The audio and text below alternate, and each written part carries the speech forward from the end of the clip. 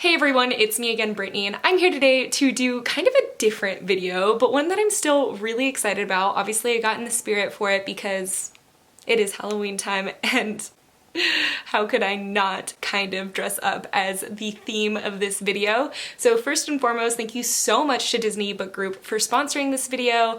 They really inspired the entire theme that this video goes around because I am actually going to be doing a gift guide for the more adult fairy tale slash Disney lover in your life. I'm so excited about this. I've obviously loved Disney for a really long time. I always talk about Disney. I own a lot of Disney stuff. I'll go to Disneyland as much as I possibly can. I'm a huge Disney enthusiast. So when this sponsorship first appeared to me, I was so excited to put together a gift guide for someone like me, and I can't wait to share with you the things that I have chosen. The first half of this is actually going to be bookish recommendations, obviously, because this is a book channel and that's normally what we do. After that though, I am still going to be showing like merchandise style things that I think are really great for an adult Disney lover because they're not over the top, they're very minimal and still include Disney in your everyday life without like screaming Disney, and I really like that about these items. So yeah, let's kind of jump in. First and foremost, let's talk about the main topic of this video, the book that inspired it all, and that is going to be Conceal, Don't Feel by Jen Kalanita. This is the newest book in the Twisted Tales series. There are already 6 other books in this Twisted Tales series, and I have actually been so intrigued by them ever since I first started seeing them pop up in the bookstores. But basically, they are like reimaginings of the fairy tales that we have come to know and love by Disney. And this one specifically has me so hyped. It inspired this, guys. It inspired this because when this dropped in my email as the topic of the sponsorship, I basically freaked out. I am a huge Frozen fan. I love Frozen. It probably is my favorite Disney movie. I think I rewatched it like 4 or 5 times in theaters when it first came out, and I have been impatiently kind of awaiting the Frozen #2 that's coming out in November, I believe. But in the meantime, we have this, which is a reimagining of Frozen. And it's kind of dealing with the topic of what if Anna and Elsa never even knew each other? I'm just, like, I get chills just thinking about it because I'm sure most of us have watched Frozen, but if you didn't know, Anna and Elsa in the movie are sisters. But in the book, we follow Elsa as she is living a pretty normal life, or as normal as it can be, as she is the heir to the throne of Arendelle. And she's just kind of asking herself normal questions like, when is she gonna meet her suitor? And how good of a ruler is she gonna be? And why does it feel like something's always been missing in her life? But everything's kind of thrown amiss when her parents tragically and unexpectedly die, and she becomes the heir to the throne much sooner than she ever thought she would have to. And as all this is happening, she starts to discover that she might have a hidden power that she never knew about. And as this hidden power flourishes, she starts getting visions of her past and gets glimpses of this girl that she thought she might recognize. And she is then forced onto a journey across a frozen land to try and find the missing princess of Arendelle. I am really excited to read this, guys. Like I said, I absolutely adore Frozen. I love Anna and Elsa. I love the dynamic of the movies, and I really can't wait to see how it's been reimagined in this book. I truly love fairy tale reimaginings, so I'm so excited to get into it, and obviously I want to be Elsa, so. The next kind of gift that I would have for a fairy tale slash Disney lover would definitely be the OG stories. So that means any of the original stories. This one right here that I'm holding up is Alice's Adventures in Wonderland. This is obviously the novel by Lewis Carroll that inspired all of the Alice in Wonderland stuff that we see today, especially in Disney. I haven't read it, honestly. I actually have a couple of editions of Alice's Adventures in Wonderland and I still haven't read it, but I'm so excited to. I just want to see what really inspired it all. I know that the original fairy tales always just have a few things that are very different than the actual Disney movies that have been released. So I'm holding this one up, but literally anything could count for this, like the original stories by Hans Christian Andersen, such as like Little Mermaid. We could also recommend like the original Peter Pan story. All of these things would be, I think, amazing for anyone that loves Disney, just because it's getting to experience a story that you already know and love in a completely different manner. And there are definitely things that are going to be different, and it's going to be so much fun to kind of like work through the novel and see exactly what pieces were taken for it for the movies and what pieces were left behind. So yes. After that though, I really think that retellings are actually so much fun, because obviously retellings are basically when an author takes the basic idea of an original fairy tale and then reimagines it, sort of like how they do with Conceal, Don't Feel, but the retellings that I'm going to talk about are a little bit more drastic. You have to look a little harder for the hints that are like, oh, okay, I can see how this may have been inspired by the original story. The first one that I'm going to show today is going to be To Kill a Kingdom by Alexandra Christo. So this one is actually going to be a Little Mermaid retelling, and it took me quite a while to actually realize that, because Lyra is a princess and she is Siren royalty, and she is going to be the heir to the throne one day.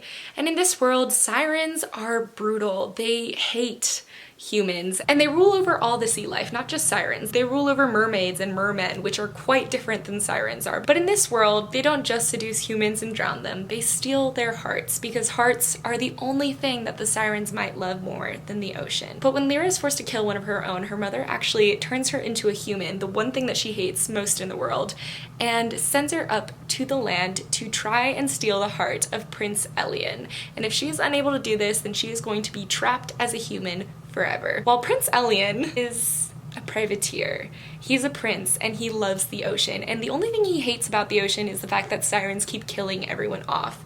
So he has taken it upon himself to rid humans of siren kind. So when he comes upon a drowning human in the middle of the ocean who says that she knows the secret to getting rid of all of siren kind, he kind of has to take her up on the offer. I was absolutely enthralled throughout this whole book. I actually really loved the twist that it took. I loved seeing those elements of the Little Mermaid story that we kind of know and love, seeing Lyra's bright red hair, seeing Prince Elian have that classic black hair, beautiful blue eyes, good looks, and then having the Sea Queen be something a little different than what we learned about Ursula. I highly recommend this. It does have like some really great twists and turns.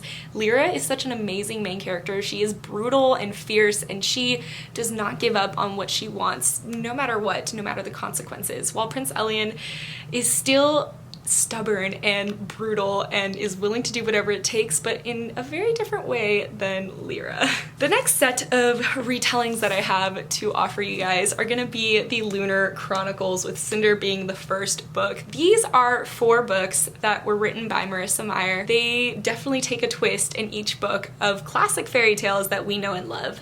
Cinder is a classic retelling on the Cinderella with her 2 evil stepsisters story, but Cinder is a cyborg, and in this world cyborgs are less than human, and they are being taken to be tested on for a cure to a plague that is wiping out all of the humans. So when Cinder's stepmother has had quite enough of her, she volunteers her to the program to potentially save the youngest sister, whom Cinder is closest to. There's only one catch: everyone that the plague touches dies, except for when they put it into Cinder's blood, she doesn't. And it kind of just jumps from there. I loved seeing the ending of this. There is a scene where her glass slipper kind of comes off. So I just really had fun with this. I think that the first book is definitely the strongest book in Lunar Chronicles, but the rest are still really good. Scarlet is going to be a retelling on Red Riding Hood, then it's going to be Cress, which is a retelling on Rapunzel, and then finally we get Winter, which is a retelling of Snow White. And all of them were really well done. I think as far as the retelling aspect goes, Marissa Meyer does a phenomenal job of it, and she really rethinks it all into a sci-fi setting. So I do enjoy that aspect of it all. So yeah. The last book of the ones that I have read of retellings is a very loose retelling, and I couldn't leave it off of this list because you guys know that I love Sarah J. Maas. So you already know what I'm about to talk about, and that's A Court of Thorns and Roses by Sarah J. Maas. This is a very, very, very loose retelling on Beauty and the Beast. There are definitely hints of it, and I've seen actually theories that it goes even farther than just the initial book, that in A Court of Mist and Fury it continues the Beauty and the Beast retelling, and I've actually been really into that theory. But basically, in A Court of Thorns and Roses, we follow Feyre, who is a human in a world that really does not care for humans. She is living right on the border of the Feylands and the human world, and the Fey are brutal and horrible, and Feyre has only ever heard terrible things about them. But her family was starving, so Feyre was still forced to go into the woods to hunt for food, into the woods that no one else really would dare venture into for fear of running into a Fey. And when she runs into a wolf that's larger than normal and seems more intelligent than normal, she kills it on the spot, which leads to a monster of a Fae bursting through her doors, demanding that she return to him to the land of the Fae, because she has a debt to pay and she is going to do it for slaying one of his own. So Tamlin takes her back to the Spring Court. This is where Feyre learns that there is a curse that has been plaguing the Feylands for all this time, and she's gonna try and figure out how to break it. Honestly, A Court of Thorns and Roses, meh. A Court of Mist and Fury, still one of my favorite books of all time, so I'm not saying it's the best as far as retellings go, but it's still a recommendation. These next two I haven't read, but I still know I've heard good things about them, so I definitely wanted to include them. It's gonna be Heartless by Marissa Meyer. This is actually the same author for the Lunar Chronicles, and this one specifically is a retelling on the Queen of Hearts from Alice in Wonderland. It's more of an origin story for her, and I really don't know much more about it besides that, but I have heard incredible things, so definitely check it out if that premise interests you. And the last one that I really wanted to recommend is going to be Because You Love to Hate Me, which is done by a myriad of people. This is an anthology of villain stories that are reimagined, and they were done in collaboration with booktubers, which is really freaking cool. So I still haven't read this, but it definitely feels like it would be on the same vibe as the Conceal Don't Feel situation. And it seems to be more on like villain origin stories as well, so it kind of gives you an inside look onto why the villains became the villains and has you questioning whether they truly are that bad for having become a villain. That's it for all the book recommendations that I have for you guys today, but now we're gonna jump into the merch stuff because this is actually the part that I'm most excited for. So let's dive in. I did want to try and keep this merch a little bit just more low-key. I thought that it would be easier to give like adults more low-key things that still were Disney but not so like in-your-face Disney, because it just seems more usable and more practical for a day-to-day adultish life. That's not to say that you can't get something in-your-face Disney. I would probably still always accept something in-your-face Disney. I'm just saying that these are gonna be the more low-key options. So first and foremost, I wanted to talk about where to get these kinds of Disney-themed things, because not all of us can make trips to Disneyland, and I totally get that. I mean, I don't get half of my stuff from Disneyland. You know what I mean?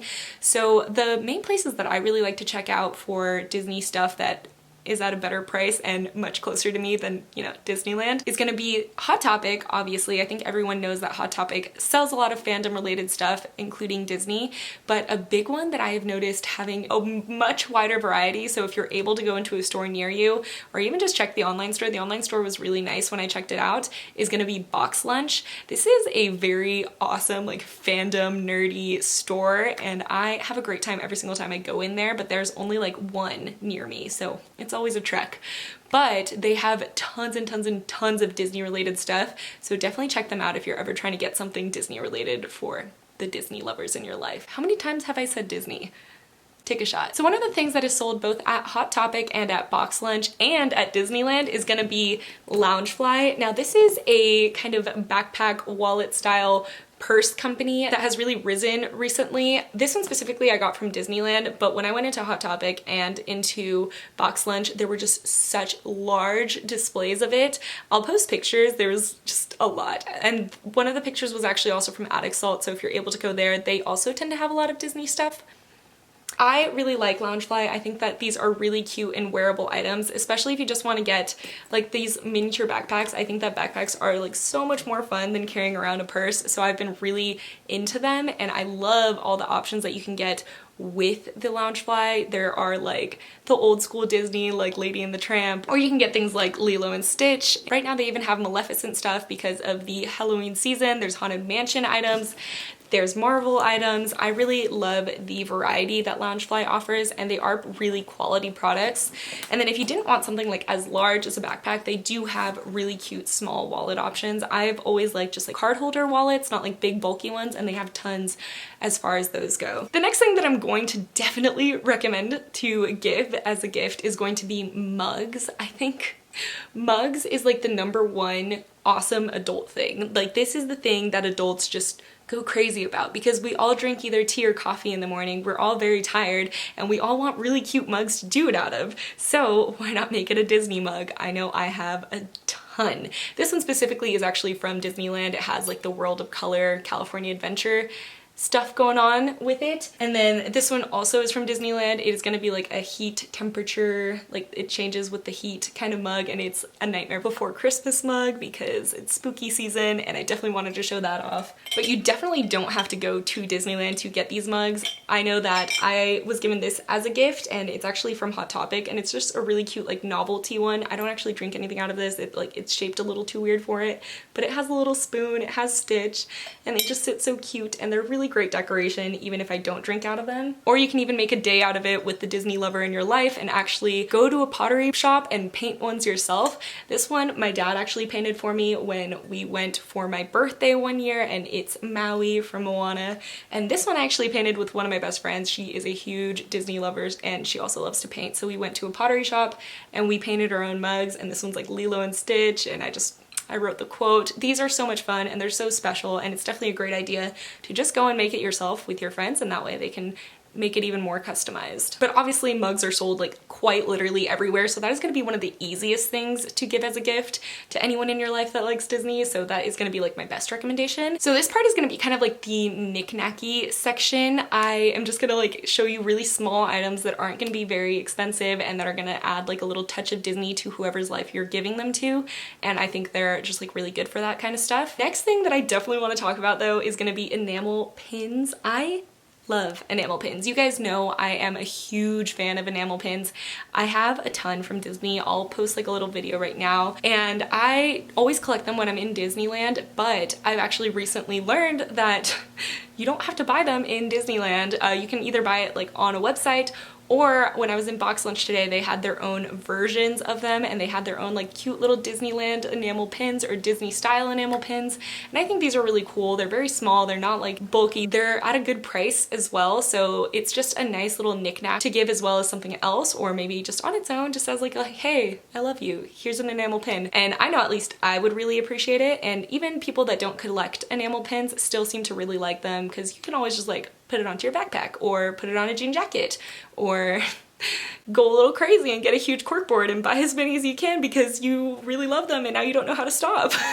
They're amazing. They're so much fun to look forward to. I mean, there's Etsy shops that dedicate themselves to just making enamel pins. So go on Etsy, search Disney enamel pins, and you're probably gonna find something that you like. I wanted to talk about stickers in general. These ones specifically are actually from Redbubble. I went onto Redbubble and I just searched Lilo and Stitch because Stitch is my favorite Disney character. I know that I said Frozen is my favorite Disney movie, but I meant favorite princess movie. But Stitch is my all-time favorite Disney movie, and he is... Guys, I have Stitch like everywhere in my life. If you look up there, I have Stitch stuffed animals. I love Lilo and Stitch, and a lot of the stuff that you're gonna see me owning is gonna be Lilo and Stitch, so no surprise. But stickers are really a great option because it's very, very affordable. It's so customizable. There are so many options. If you go onto some sites like Redbubble or really anything, you can always find little stickers. And there's like mini stickers too for people that like to do like bullet journaling, and mini like sticker packs. Those are awesome. Stationery in general is a really cool new thing that people like to do, and I think that it's a very affordable option of adding a little bit of Disney into your life. Like, I have a little Stitch pen right here. When you click it,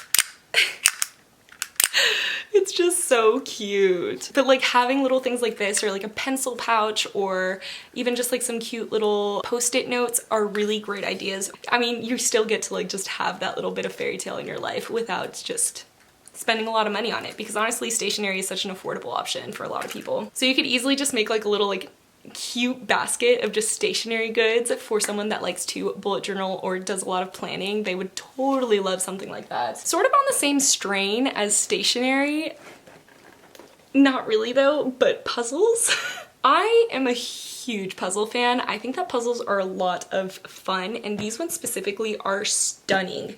These are actually the Thomas Kinkade puzzles that Disney makes. Thomas Kinkade is like an amazing artist that does incredible Disneyland art. He actually makes a lot of paintings for the actual theme park. These are the puzzles that you can just buy at Walmart, like quite literally anywhere. This is the 500-piece ones. They're pretty hard to make, but they're such a fun group activity, and these are really entertaining for just a night in. See, if you give this to your friends as a gift, then it's almost like ensuring that you guys are gonna have to hang out and make it together. So it's kind of a gift for both of you. So you're welcome. I did that for you. I love keychains. I think keychains are such a great memento to have.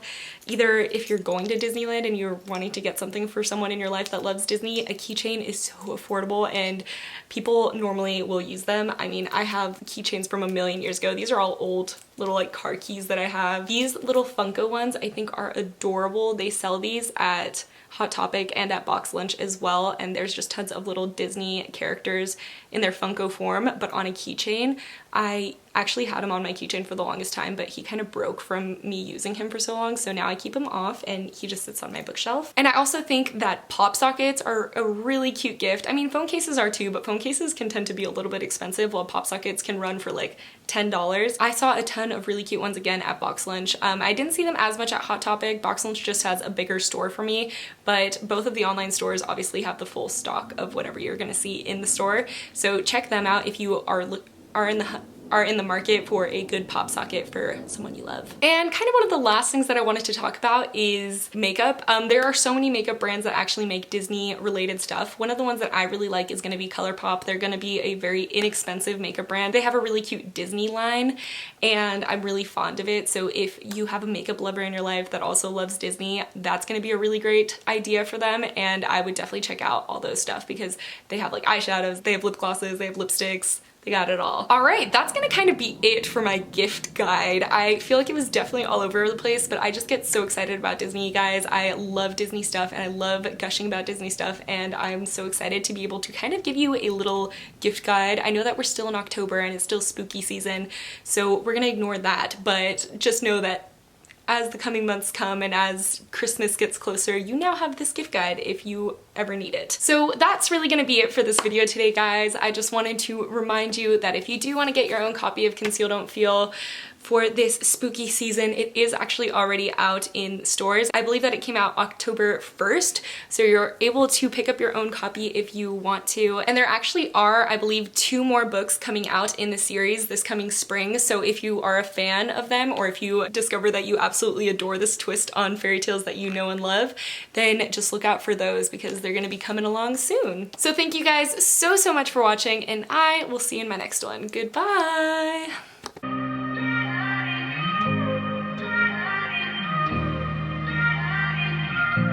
We're beautiful creatures.